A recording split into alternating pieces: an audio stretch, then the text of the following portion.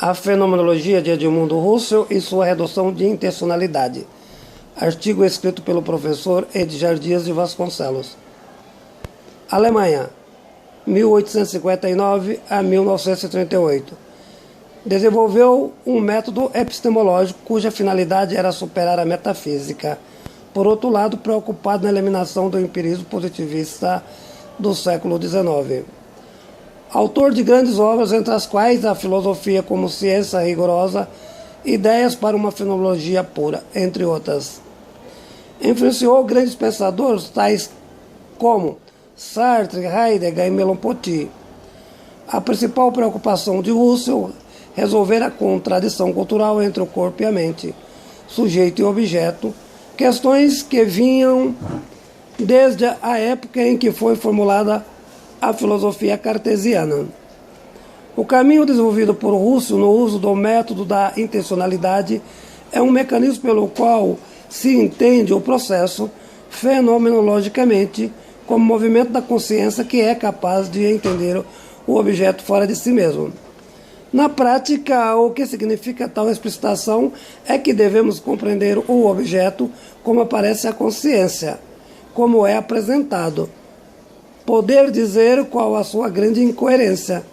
Parte do princípio que há uma consciência padronizada para identificar os objetos. Em certos aspectos, não há substancialização absoluta. É como se a consciência não se determinasse por complexidades.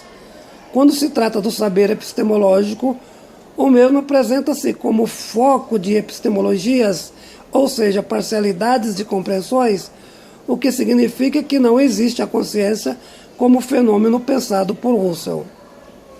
Sua fenomenologia critica a metafísica por apresentar compreensões vazias, noção do ser abstrato, consequentemente de objetos inexistentes.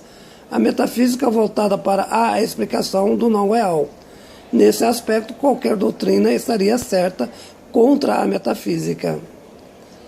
Sua fenomenologia visa entender a realidade, posiciona como ideia central o ser humano em um esforço constante de buscar o que é apresentado na experiência do homem na sua relação com o mundo, particularmente a natureza. O que interessa a fenomenologia de Husserl é, de fato, o que acontece na realidade prática da vida, as situações concretas, não o mundo dos deuses, suas explicações idealistas da natureza humana. A sua fenomenologia parte de um postulado fundamental que se denomina etimologicamente intencionalidade. Como se aplica tal metodologia? É a ideia de dirigir com a finalidade de atingir algum objeto, a possível particularização antes das generalidades epistemológicas. Desse modo, toda consciência é intencional, tem como objetivo focar determinados fenômenos fora das próprias referências, entretanto entendidos pela consciência na relação intencional da mesma. No entanto, nega os preceitos cartesianos, como se a consciência fosse algo em si mesma, no sentido da consciência pura, o que não existe do ponto de vista fenomenológico. A consciência não é pura fora do mundo. Nesta lógica, a alma não poderá existir como consciência. A inseparabilidade corpo e mente, fantástica explicitação. A alma como fator da ressurreição não seria tão somente uma questão de linguagem ideologizada platonicamente. Contra os empiristas como Locke, pelo fato da compreensão, a fenomenologia predomina, não há objeto em si, sendo que o mesmo só tem significação para o sujeito. Husserl, contrário ao positivismo do seu tempo, pelo seguinte motivo: a filosofia positivista padecia de uma grande cegueira, visivelmente atual, uma visão objetiva do mundo, fundamentada na crença de um conhecimento científico cada vez mais técnico e neutro das ideologias, distante das tendências subjetivas da consciência. Tal procedimento para Husserl era simplesmente uma ideologia. Levar a ciência ao campo da sua objetividade simplesmente significa negar a mesma em seus procedimentos epistemológicos. como produto da limitação do tempo e da estrutura de seus fundamentos. O cérebro pode até ser uma tábua rasa, como sempre imaginou o empirismo de Locke. Não podemos entendê-lo como se fosse uma força racional em si, fora das relações com o mundo e na objetificação de construção histórica. O mundo é essencialmente determinado pela matéria e não pelo espírito. Do mesmo modo, a consciência.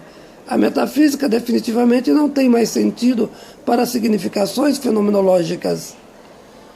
A fenomenologia desconhece toda a indagação a respeito da realidade em si, tipicamente do espírito cartesiano. A realidade não pode estar separada da relação do sujeito que conhece e produz. Aplica-se ao mundo disciplinar fenomenologicamente e interdisciplinarmente. Não existe uma consciência pura como produto dela mesma, como imaginavam os fundamentos da escolástica e os preceitos aristotélicos. A consciência não se encontra nas aparências de mundos fenomenologicamente metafísicos, como se os deuses tivessem existências reais. O mundo então seria a ilusão dos fenômenos.